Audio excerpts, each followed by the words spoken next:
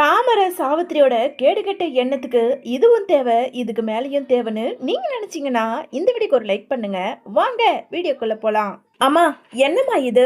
ராஜாங்க மாமா ஏதோ ஒரு பையனோட போட்டோவை காட்டி இதுதான் மாப்பிள்ளைன்னு சொல்றாரு. எனக்கு அந்த மாப்பிள்ளைய சுத்தமா பிடிக்கல. சரியான தயிர் சாதம் மாதிரி இருக்கலாம் அப்படின்னு சொல்லிட்டு இங்க தாமரை சாவித்திரி கிட்ட சொல்ல, அடியே எனக்குமே அந்த காமேஷ் பிச்சைய பார்த்ததுல இருந்து எவனை பார்த்தாலுமே பிடிக்கலடி. அதுவும் உனக்கேத்த ஜோடி அந்த காமேஷ் தாண்டி. எனக்கே என்ன பண்றதுன்னு தெரியலடி. நான் வேற போய் ஏதாவது பேச, அப்புறம் அண்ணன் ஏதாவது கோச்சுக்கிட்டு நம்மளை இந்த வீட்டை விட்டு வெளியே துரத்திட்டா அப்புறம் என்ன பண்றது சொல்லு. அதனாலதான் என்ன பண்றதுன்னா நான் வேணா ஒரு ஐடியா கொடுக்குறேன் அப்படின்னு சொல்லிட்டு எங்க சாவித்திரி சொல்ல, அம்மா சொல்லுமா என்ன ஐடியா? அடியே அதான் அந்த காமேஷ் பிச்சுக்கு உன்னை பிடிச்சிருக்குன்னு அவர் வாயாலேயே சொல்லிட்டாருல. அதனால நீ என்ன பண்ணு, இப்பவே அவருக்கு ஃபோன் போட்டு இந்த மாதிரி எங்க வீட்டில் கல்யாண ஏற்பாடு அவசர அவசரமா பண்றாங்க, அதனால எனக்கு உங்களை தான் பிடிச்சிருக்கு, நாம நாளைக்கே ஒரு நல்ல நேரத்துல கோவில்ல கல்யாணம் பண்ணிக்கலாம்னு அவர்கிட்ட ஃபோன் பண்ணி பேசி அவர் என்ன சொல்றாருன்னு பாரு. அப்படி அவர் சரின்னு சொல்லிட்டாருன்னா நாளைக்கே நல்ல முகூர்த்தத்துல உனக்கு நான் கல்யாணத்தை பண்ணி முடிச்சிடுறேன் அப்படின்னு சொல்லிட்டோம். இங்க சாவித்திரி சொல்ல, அம்மா என்னம்மா சொல்ற? ஒரு பேச்சுக்காவது போய் ராஜாங்க மாமா கிட்ட நாம இந்த மாதிரி காமேஷ் பிச்சையை பத்தி பேசி பார்ப்போமே. ஏய் இல்லடி, அண்ணனே ஒத்துக்கிட்டாலும் இந்த வீட்ல இருக்காளே அந்த ஈஸ்வரி சித்ரான்னு, அவளுங்க ரெண்டு பேரும் கண்டிப்பா இன்னும் அந்த காமேஷ் பிச்சுக்கு கல்யாணம் பண்ணி கொடுக்கவே விட மாட்டாளுங்க. சரியான வயிற்றுச்சல் பிடிச்சவங்க. அதனால அண்ணன் தானே சமாளிச்சுக்கலாம், அண்ணனால எந்த பிரச்சனையும் வராது, நீ கவலைப்படாத அப்படின்னு சொல்லிட்டு இங்க சாவித்திரி சொல்ல, உடனே தாமரையோ அங்க காமேஷ் பிச்சுக்கு போன் பண்ண. இன்னொரு பக்கம் இதை ஒட்டு கேட்டுக்கிட்டு இருந்த ஈஸ்வரியும் சித்ராவும், அம்மா என்னம்மா இது? நாம போட்ட திட்டம் இவ்வளவு சீக்கிரம் நிறைவேறும்னு நினைச்சு கூட பார்க்கல. எப்படியோ அந்த பிச்சைக்கார பையனை கட்டி கல்யாணம் பண்ணிக்கிட்டு இவன் நாசமா போனா அதுவே போதுமா அப்படின்னு சொல்லிட்டு இங்க இருந்த சித்ரா ஈஸ்வரி கிட்ட பேசிக்கிட்டு இருக்காங்க. இன்னொரு பக்கம் இங்க தாமரை அங்க காமேஷ் பிச்சைக்கு போன் பண்ண. உடனே இங்க ரொம்ப சந்தோஷத்தோட அந்த தாமரையோட போன் காலை அட்டன் பண்ணி, சொல்லுங்க லோட்டஸ் அப்படின்னு சொல்லிட்டு எங்க காமேஷ் சொல்ல, உடனே லோட்டஸோ அழுதுகிட்டே இங்க ஓவரா நாடகத்தை நடத்துறாங்க. என்னங்க, எங்க வீட்டுல அவசர அவசரமா எனக்கு கல்யாணம் ஏற்பாடு பண்றாங்க. எனக்கு உங்களை தவிர யாரையுமே பிடிக்கல. தயவு செஞ்சு நான் உங்களை கல்யாணம் பண்ணிக்கணும்னு ஆசைப்படுறேன். நான் ஒன்றும் அவசரப்படலையே அப்படின்னு சொல்லிட்டோம். இங்க தாமரை சொன்னதை கேட்டதும் இன்னொரு பக்கம் இங்க காமேஷ் பிச்சுக்கு ரொம்பவுமே பதட்டமாகுது. என்ன இவ இப்பதான் பார்த்தா திடீர்னு கல்யாணம் பண்ணிக்கணும்னு சொல்றா, இவ என்ன இவ்வளவு அவசரமா இருக்கா? சரி சரி லோட்டஸ், அழாதீங்க, கொஞ்ச நேரம் எனக்கு டைம் கொடுங்க. ஏன்னா என்னோட லைஃப் பார்ட்னரா நீங்க வர போறீங்க.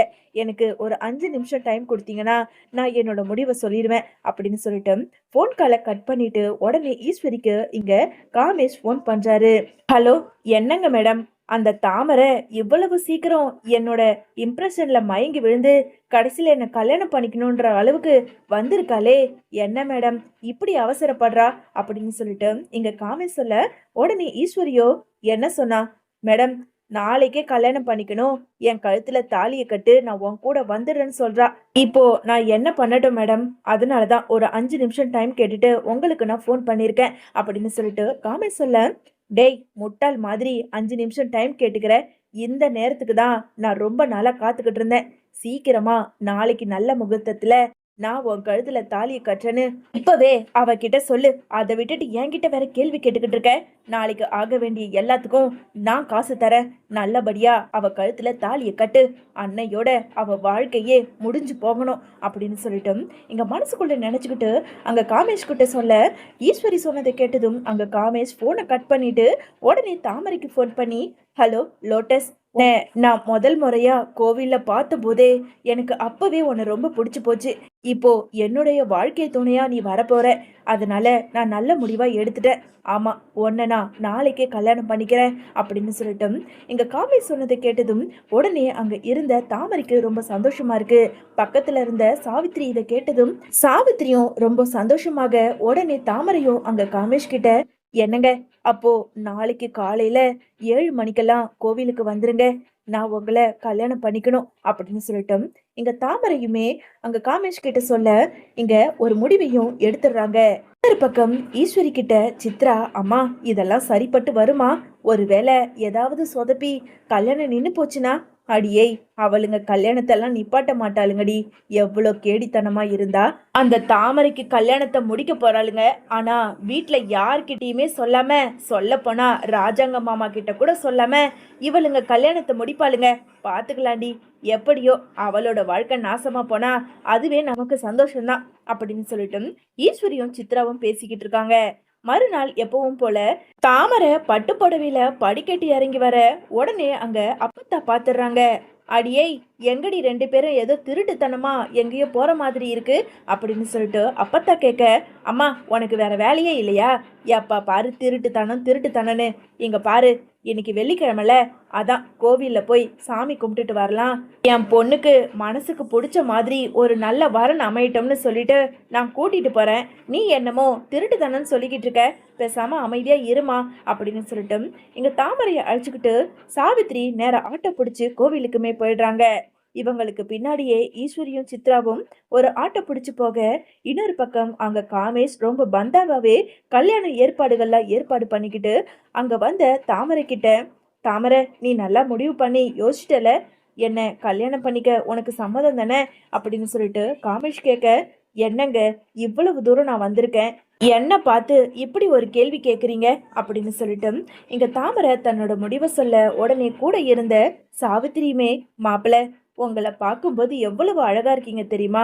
ஆனா எங்க வீட்லயும் தான் என் பொண்ணு தாமரைக்கு ஒரு மாப்பிள்ளைய பார்த்து வச்சிருக்காங்களே, நல்லா சாம்பார் சாதம் மாதிரி, நல்லாவே இல்லாம. இப்போ உங்களை என் பொண்ணு கல்யாணம் பண்ணிக்கிறத நினைக்கும் போது எனக்கு ரொம்ப சந்தோஷம் அப்படின்னு சொல்லிட்டு இங்க சாவித்திரியும் சொல்ல, அங்க இருந்த தாமரைக்கும் காமேஷ் பிச்சைக்கும் ஒரு வழியா கல்யாணமும் பண்ணிடுறாங்க. காமேஷ் பிச்சை தாமரையோட கழுத்துல தாலியை கட்டுறத பார்த்துட்டு இங்க ரொம்ப சந்தோஷத்தோட கை தட்டி சிரிச்சுக்கிட்டு இருக்க ஈஸ்வரியும் சித்ராவும் அவசர அவசரமா ஆட்டோவை திருப்ப சொல்லி வீட்டுக்குமே போக, இன்னொரு பக்கம் இங்க தாமரையோ, அம்மா இப்போ கல்யாணத்தை முடிச்சிட்டோம், ஆனா இப்ப ராஜாங்க மாமா கிட்ட போய் எப்படிமா அவரோட முகத்துல முழிக்கிறது, ஒரு வேளை வெளியே போன்னு சொல்லிட்டா?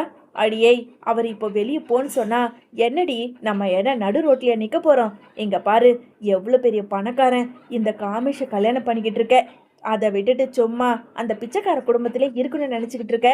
இங்க பாரு, அம்மா எப்படி வேணாலும் போறேன், ஆனா நீ நல்லபடியா சந்தோஷமா பணக்கார மாப்பிள்ளைய கல்யாணம் பண்ணிக்கிட்டல, அதுவே எனக்கு போதும். ஏன் மாப்பிள்ள, இந்த கார் ₹1,00,00,000 இருக்குமா? எஸ் எஸ், ₹1,00,00,000 தான். வாங்க இந்த கார்லயே போலாம். ஆமா, முதல்ல என் அண்ணன் கிட்ட போய் உங்க ரெண்டு பேரையும் காட்டி அவர்கிட்ட ஆசீர்வாதம் வாங்கணும் மாப்பிள்ள அப்படின்னு சொல்லிட்டு அங்க இருந்த தாமரையையும் காமேஷ் பிச்சையும் அழைச்சுக்கிட்டு நேரா ராஜாங்க வீட்டுக்கு போறாங்க.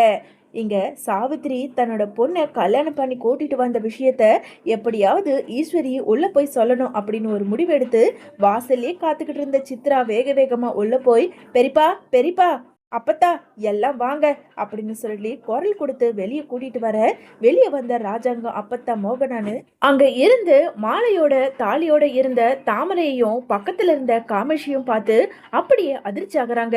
உடனே அப்பத்தாவோ, அடியே சாவித்ரி, என்னடி இது, உன் பொண்ணு மாலையும் கழுத்துமா வந்து நிக்கிறா, ஆமா இவன் யாரு அப்படின்னு சொல்லிட்டு அப்பத்தா கேட்க, உடனே இங்க சாவித்ரி இருந்துகிட்டு, இங்க பாருமா, அவன் இவன்லாம் சொல்லாத, இவர் எவ்வளவு பெரிய பணக்காரர் தெரியுமா? கோடீஸ்வரர், இந்தியாலேயே நம்பர் 1 பணக்காரன். அதை விட்டுட்டு எது பிச்சைக்காரனெல்லாம் கூட்டிட்டு வந்து தாமரைக்கு நீங்க மாப்பிள்ளைன்னு காட்டினா அவளுக்கு பிடிக்கல, இவரை தான் பிடிச்சிருக்கு.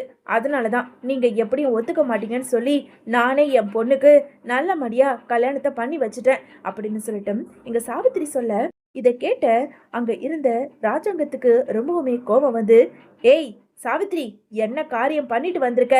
உன் பொண்ணுக்கு இவனை தான் பிடிச்சிருக்குன்னு நீ முன்னாடியே சொல்லியிருந்தா இவனை பத்தி நான் எல்லாத்தையும் விசாரிச்சுட்டு நானே கல்யாணத்தை பண்ணி வச்சிருப்பேனே. என்னமோ உன் இஷ்டத்துக்கு உன் பொண்ணுக்கு கல்யாணம் பண்ணிட்டு வந்து இப்போ எதுக்காக என் வீட்டு வாசல்ல நிக்கிற? முதல்ல இந்த வீட்டை விட்டு வெளியே போ அப்படின்னு சாவித்திரிய பார்த்து அங்க ராஜாங்கம் ரொம்ப கோபத்தோட பேச, போறேனே போறேன், எனக்கு தெரியும் இங்க வந்தா கண்டிப்பா இந்த வீட்டை விட்டு வெளியே போன்னு சொல்லுவீங்கன்னு. இங்க பாருங்க, என் பொண்ணை ஒன்றும் ஒரு பிச்சைக்கார பையனுக்கெல்லாம் கல்யாணம் பண்ணி வைக்கல, இவரு நம்பர் 1 பணக்காரர், கோடீஸ்வரர். அதனால என் பொண்ணு நல்லபடியா தான் வாழ போறா. அடியே தாமரை, நான் ஏதோ ஆசீர்வாதம் கிடைக்கும்னு உன்னை இங்க கூட்டிட்டு வந்தேன், ஆனா என் அம்மாவும் சரி என் அண்ணனும் சரி உங்களை பார்த்து வயித்தெரிச்சல் தான் படுறாங்களே தவிர அவங்க ஆசீர்வாதம்லாம் கொடுக்க மாட்டாங்க. சரி வா நாம போகலாம் அப்படின்னு சொல்லிட்டு அங்க இருந்த சாவித்ரி தாமரையையும் காமேஷ் பிச்சையும் கூட்டிட்டு போக, இன்னொரு பக்கம் இது எல்லாத்தையும் பார்த்துக்கிட்டு இருந்த தமிழ்ச்செல்விக்கோ ரொம்பவுமே சந்தேகம் வருது. இந்த ஆளை எங்கேயோ பார்த்த மாதிரி இருக்கே, ஒரு நிமிஷம் கொஞ்சம் நிக்கிறீங்களா அப்படின்னு சொல்லிட்டு எங்க தமிழ்ச்செல்வி சொல்ல, எதுக்குமா இப்போ நீ எங்களை நிக்க வச்சு என்னத்த பேச போற? இங்க பாரு, உன் பேச்செல்லாம் கேட்கணும்னு எங்களுக்கு எந்த அவசியமும் இல்ல. என் மாப்பிள்ளைக்கு 1008 வேலை இருக்கும்.